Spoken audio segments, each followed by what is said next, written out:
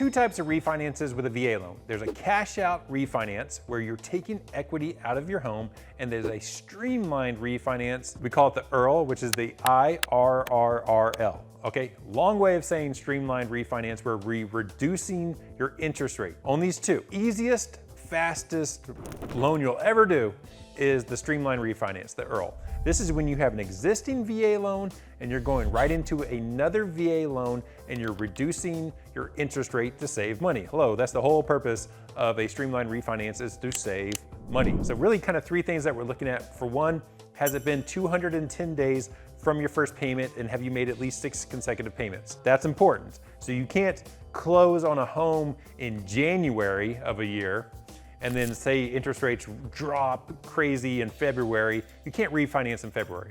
You have to wait until you've made 210 days since your first payment and 6 consecutive payments.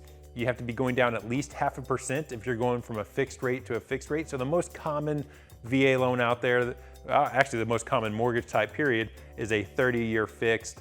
So if you're going from a 30-year fix into another 30-year fix, if you're going at least 0.5% down. So if you're currently at 6.5% and rates are now 6 or 5.75 or 5.5, then great, you can do that. And then 36-month recoupment. Recoupment is another way of saying break even.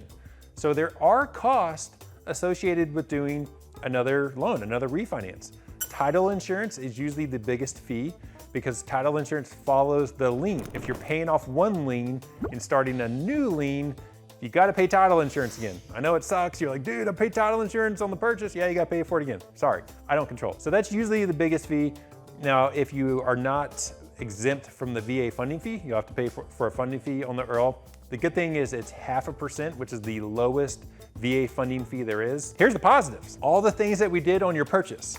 We verified your income, did a hard credit pull, we ordered an appraisal, verified your pay stubs, looked at your bank statements and your bank accounts.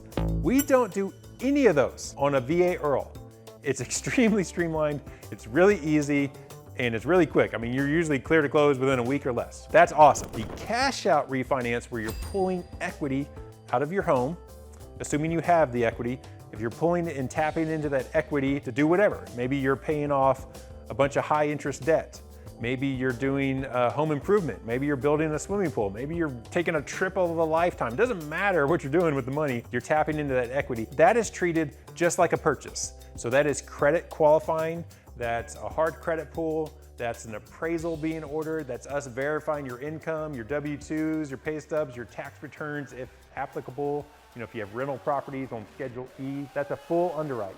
Sounds like a lot of work. It's the best cash out product there is because we can go up to 90% loan to value. We can go up to 100% loan to value in certain situations, assuming you have it. Those are the two major refinances for VA loans and the difference between the two.